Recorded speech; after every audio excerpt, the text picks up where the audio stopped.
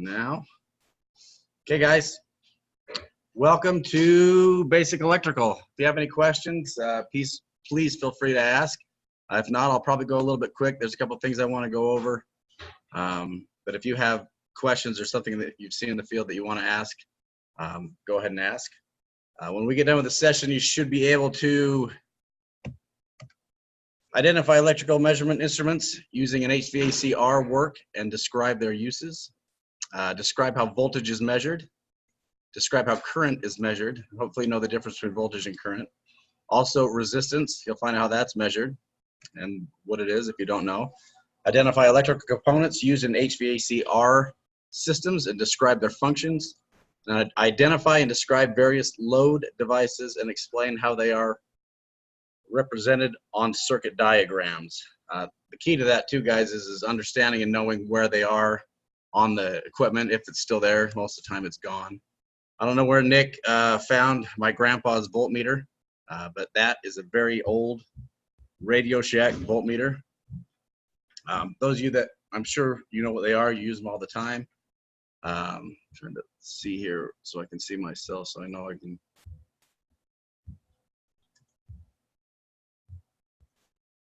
This probably is a more up-to-date current one. I know a lot of you guys use field piece. I call it a field piece of shit, but it actually is a really good meter.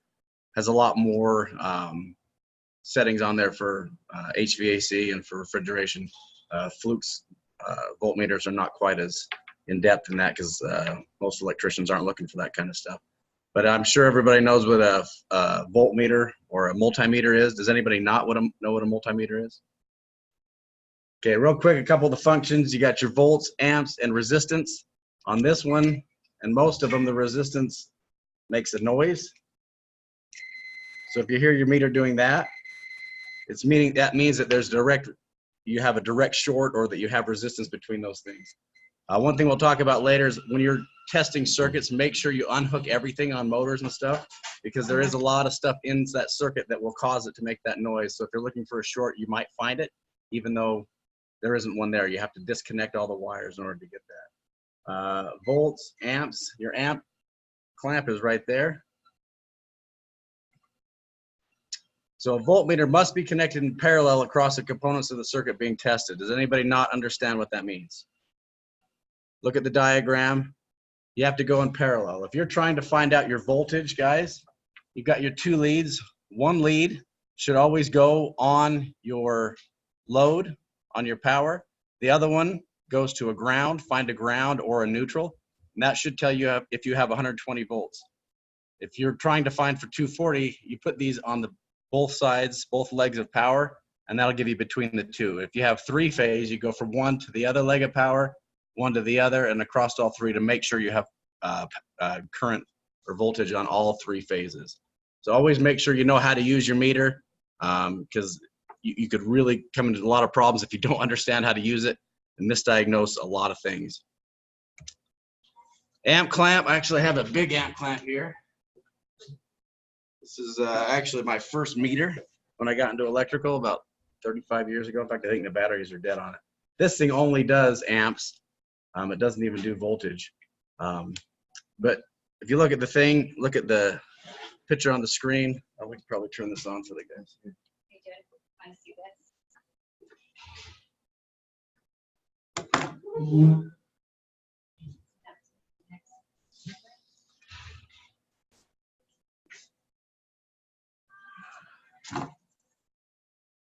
Isn't that crazy?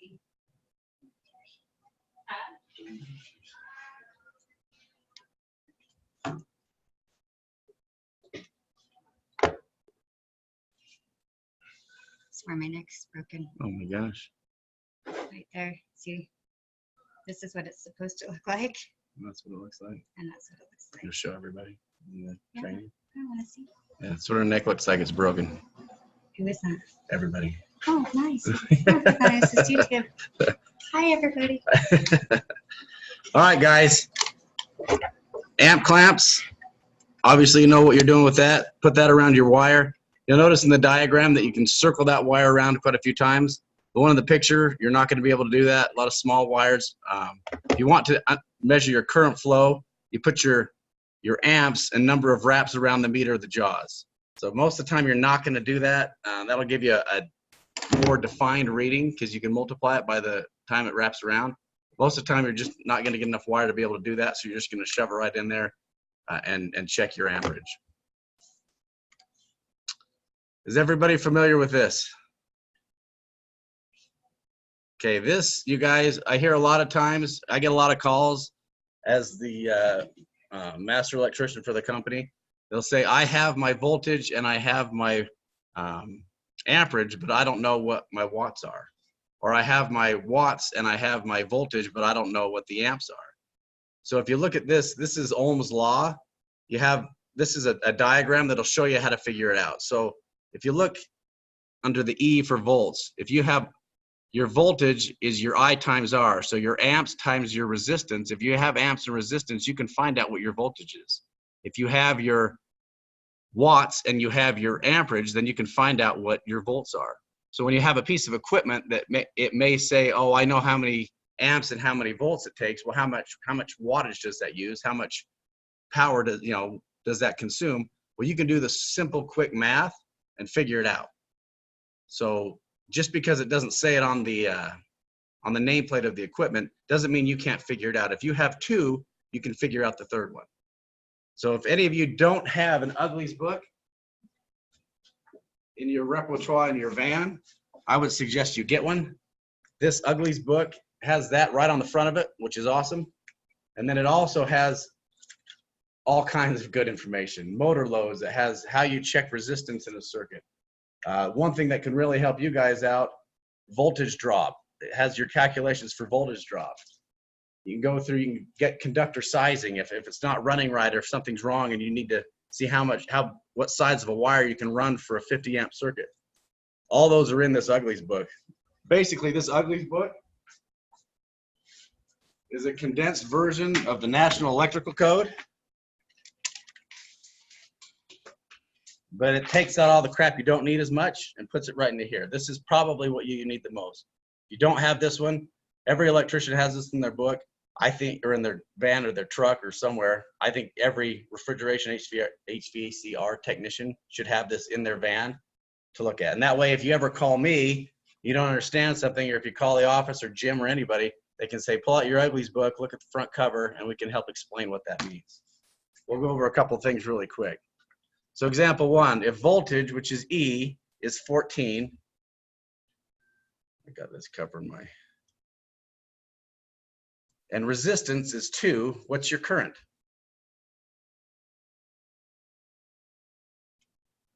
So you take I equals 14 divided by 2, which is 7.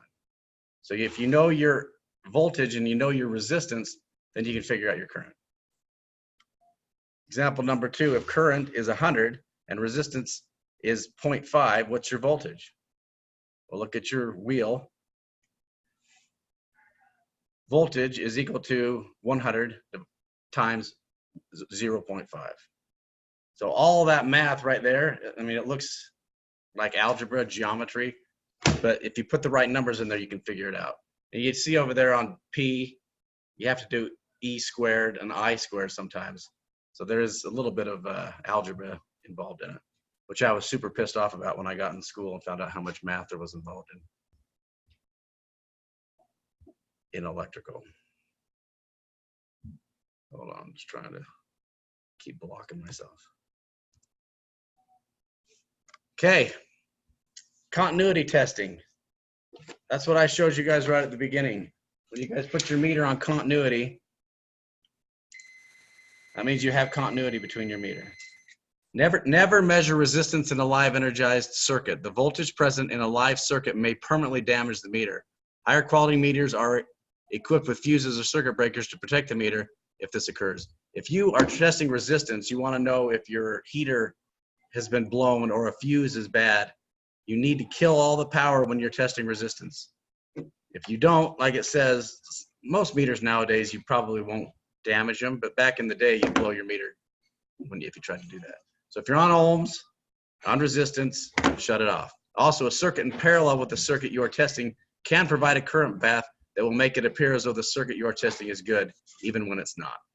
So if you're testing make sure what you're testing, like if you're going to test a fuse, make sure you take that fuse out. Don't test it in line. And then also one other trick too is if you have your finger on both sides of those and you're testing something, a lot of times it will read continuity between you. So make sure you're not touching that meter when you're trying to do continuity.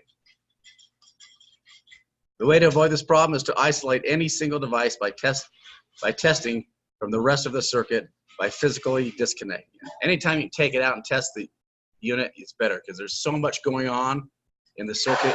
You want to test each thing individually before and then put it all back together. A manometer is used in HVACR industry.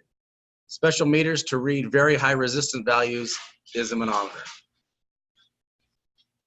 They apply a high DC voltage to the circuit. They apply a high DC voltage to the circuit.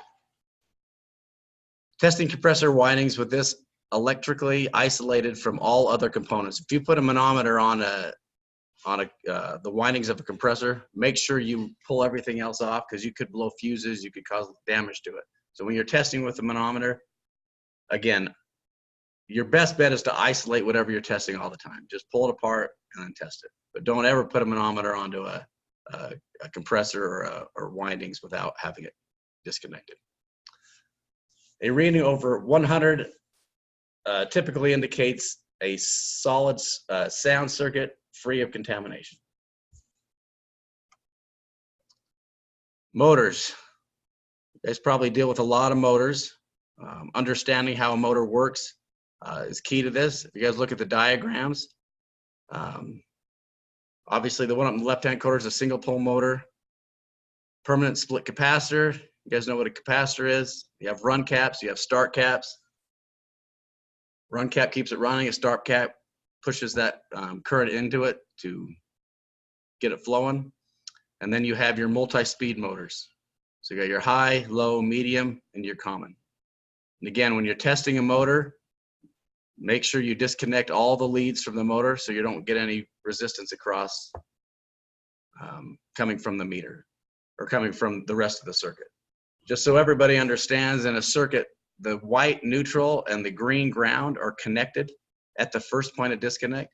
So if you ever are testing to see if you're grounded and you go from neutral to ground, you should get continuity because that neutral is called the grounded conductor and it's grounded at the first point of disconnect. You can't put them together anywhere past that, but at the main meter distribution, that green and that white are tied together.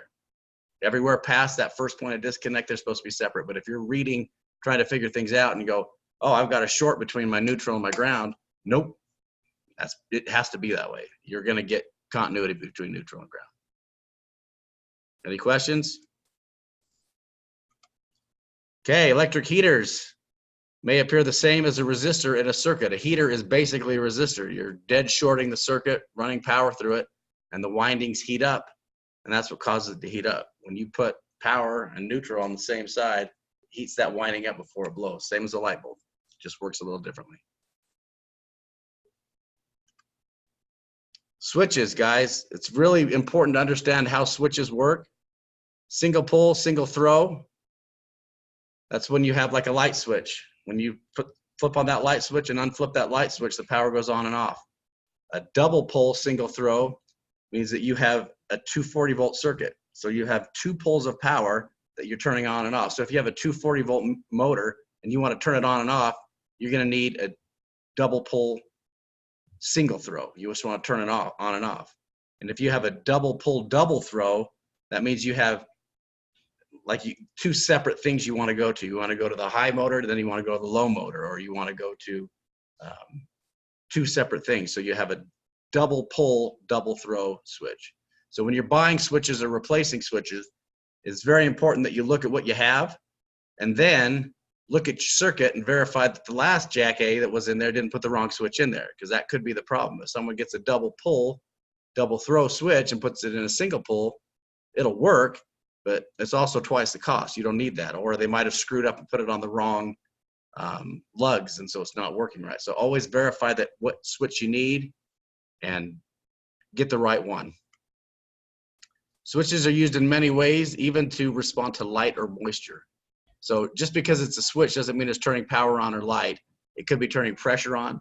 It could be turning, could be coming on because of moisture. So this right here, we have an open pressure. An HPS opens on pressure increase, and then a switch that opens on pressure drop. So in your guys' systems on these compressors, there's a lot of times where when you want to turn the power on or off depending on how much pressure is in that pipe or in the compressor itself. So that's still considered a switch. It's still turning things on and off depending on the pressure. If it needs to kick on because pressure is too low, or if it needs to shut off because pressure is too high, or vice versa. Okay, guys, fuses will blow more quickly in the presence of a short circuit than they will in the current overload. So when you guys show up on site and you check a fuse, you get a disconnect, again, make sure, disconnect everything from the circuit. The best thing is to pull that fuse out, take your 2B leads and check between it to see if you've got power. You can check power in between it while it's on, but it could show you, if you have a three-phase circuit and one of them's not working and you're trying to figure out one, the best thing is pull them all off, test them, put them back on. Lots of different kinds of fuses, guys. Make sure when you take out a fuse, you put the right fuse back in. I know a lot of times we keep these on our vans and trucks. Sometimes in the middle of the night, you got to get something running. I can't tell you how many times I've seen one of those little piece of copper put in there to get something running for the weekend. I just bypass it if I have to. You can take the wires off the top. If you've got a contactor,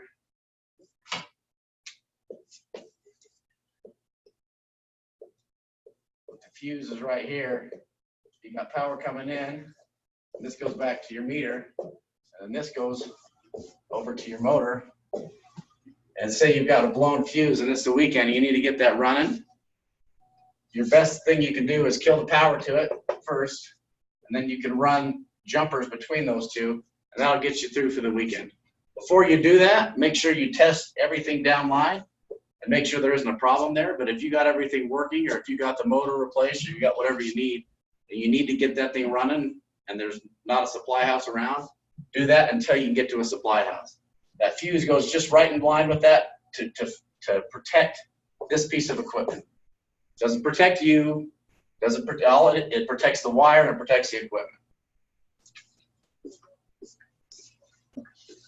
I like those little screw-in fuses. I used to see those in houses all the time. You'd unscrew those and then you'd see a penny in there. People would take them out because they blow. Stick a penny in there and then it would never blow. So if you run into that, you're welcome to try that. You guys have all seen a circuit breaker, I hope, or a panel with circuit breakers in it. Obviously, the one in the picture is squared E. Those are nice because the little red lights come on. Not a light, but a little red window. So you know when the circuit's tripped. In HVAC and refrigeration, you're supposed to use specific breakers for that. 9 times out of 10, they don't put them in. An HVAC circuit breaker, they're more of a slow blow fuse because of the inrush in the current when it starts. So they're supposed to hold the higher amperage for a longer period of time. A lot of times you won't get those. They're more money and electricians don't put them in. And most of the time the inspectors aren't looking for them. Sometimes they do, but most of the time they don't.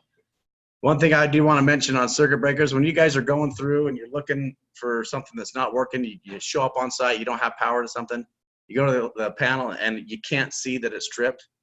The best thing to do is to take your finger and run it down those breakers on the on side where they're on. Not too hard, but just softly, because a lot of times on these old buildings, the old breakers, they'll trip, but you won't be able to tell, or it'll just barely be off. But if you run your finger down there, when you get to it, it'll be really loose, and then you'll know that that's tripped. Like I say, squirties are great because the red window's on and you know it's tripped, but run your finger down that. A lot of times things aren't labeled. They've been changed and relabeled so many times that you won't know. The other option to do too, guys, if you're looking, or if you want to make sure that that breaker is good, because a lot of times, sometimes breakers go bad, pull the panel cover off, and while the breaker is on, put your one lead on your neutral or your ground, and then you can go down on the screw of the breakers and see if there's power coming out that side of the breaker. Because if you know you got power coming out there, and you have power at the, and maybe you don't have power at the unit or at the load, then you know somewhere else in the middle you've lost your circuit. But you can always verify the breaker just by putting that on the neutral or even the can of the panel, and then go through and check those things. Another thing too, when you guys show up, I know a lot of times you guys get the first response, and then if it's a major deal, you know, you call Ace or you call someone else to come out and look at it. But if you pull that panel cover off, and you got your 3 phases of power, again, to make sure everything's working right in that panel, put one on your neutral or your ground, and then go A, B, and C, and you should have 120 or 108 or something between those. Then you go between the 2, make sure you have 208, and then just kind of go between all 3 and make sure you have power. If you don't have power to that, it's usually a bigger problem. Power company has lost a phase. Or if you don't have anything at all on any of them, sometimes you've lost the neutral. And again, you can test the neutral by going from neutral to ground and see if you have continuity.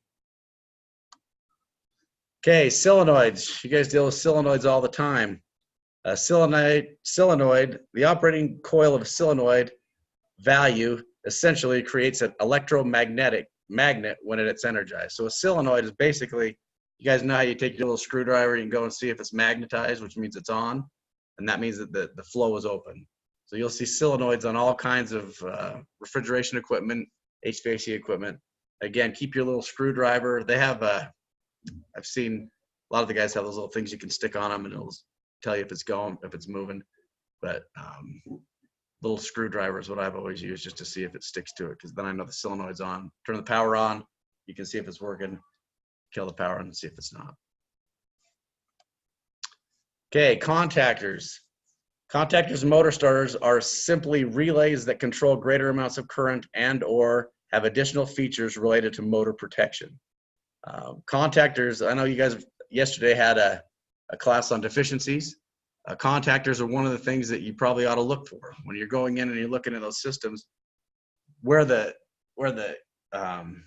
leads connect, where they pop in and out every time. If you take that plastic cover off, you can actually expose the little, it's usually a circular disc, and when that sucks in, it'll suck in, and that gets pitted over time, and you can see that it starts to get charred and burned.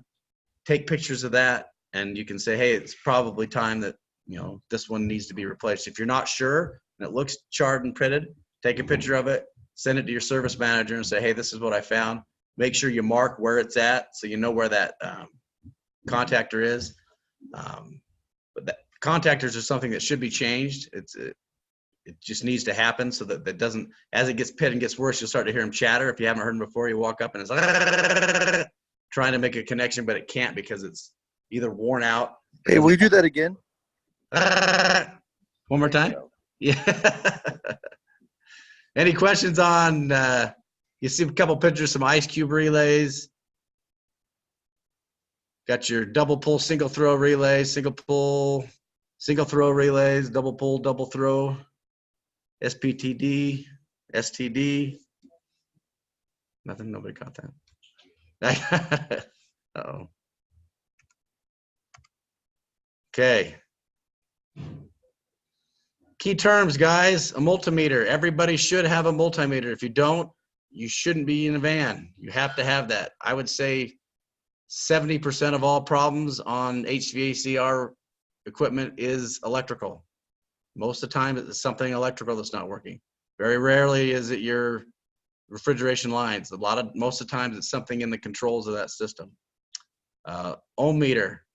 An electric meter instrument designed to measure the resistance or impedance of an electrical device. It's good to get. You need to know what your resistance is. You want your impedance when you're checking motors, when you're checking heaters, all that stuff. Your ohm meter is probably your best way to do that. Also, use the simple purpose of determining if the circuit is continuous or has continuity. It should.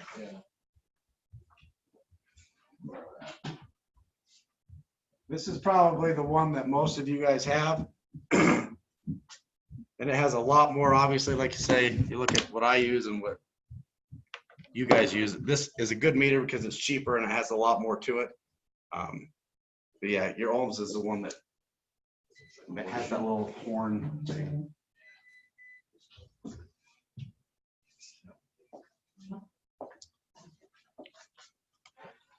Voltmeter, obviously, measures the potential difference of voltage between the 2 points.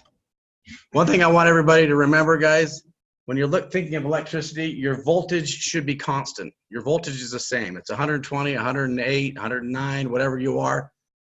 Your voltage should stay the same throughout your circuit. Your amperage is what changes. Your amperage goes up and down depending on how much power that circuit is drawing, but you should have continuous voltage throughout everything. Ammeter, solenoid coil, contactor. Anybody have any questions? Yeah, real quick, touching back on the circuit breaker. Are there any kind of visually identifying marks to let us know that the locked rotor amps, that it's got that higher capacity to take those amps for longer? Yes, the breaker itself should have a HVACR or a something written on it that says that it's classified for that. So when I look at a set of plans as we're putting our systems in, it actually says on there we're supposed to use a 2-pole 30 amp HVAC rated breaker, but a lot of times those don't get put in. And when you guys are buying them, they don't sell them at Home Depot. So if you're going in and you're buying a breaker at Home Depot or at Lowe's or something like that, you're not getting that. You need to go to a supply house. Your RSD and Gustav Larson, all those places should have them. But when you go ask for a breaker, make sure you're asking for an HVACR breaker, because it basically all it does, a normal breaker will trip at about 20% higher for more than a couple seconds, but an HVACR breaker will hold that a little bit longer because it understands that it's trying to, the inrush of current is on HVAC equipment holds itself a little bit longer. So it's a little bit slower to blow is what they call it. Does that answer your question? I would say 90% of your stuff does not have that breaker on it. Yeah, that was great. Thanks. Okay, any other questions? I've got a little coin here that's got that Ohm's law on it. And if anybody can tell me what this meter does, I will send that to them. Let me show you the meter. Those of you not in the studio, I've got a few. Does anybody know what this meter measures? Decibels. No. Good guess though. Watts. Nope. That's what Grandpappy used in Vietnam. EMF current. Nope. Nope. Okay, guys, this is actually a light meter.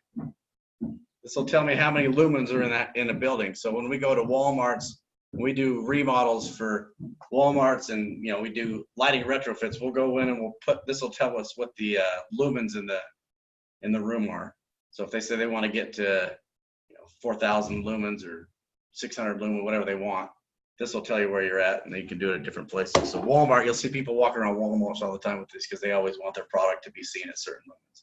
So it's a good thing to have. So is that cadmium? What's that? Is that a cadmium light detector? Is that how it works? Like a Yeah. oil furnace? Okay. Yep. You just set that down and it sees the light through that and then tells you what the lumen output is. I'd show you, but haven't pulled this thing out in years and the batteries are dead. Grandpappy. Yeah. Yeah. No, just don't get out in the field as much as I'd like to. Any questions, guys? I appreciate your time. I know it's a lot to get up and just take time to do this, but I'd love to answer any questions if you have any. Thanks, Al. That was good, man. Okay. All right, guys. Feel free to call me anytime if you need to.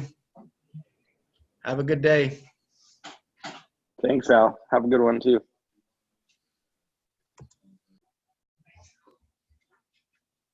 One of these days, we're going to learn how to use this thing. Hey, that's the end of the class? Yep. See you later. Gosh, that was fast. They told me 30 minutes. They said get it done in 30 minutes. Hey, are you gonna send me that $50 for identifying that that meter you had there? You didn't identify the meter. Look, I thought you heard me. No, did you know what it was? Hell no. Hell no. All right, man. Have a good one. All right, you too. See ya.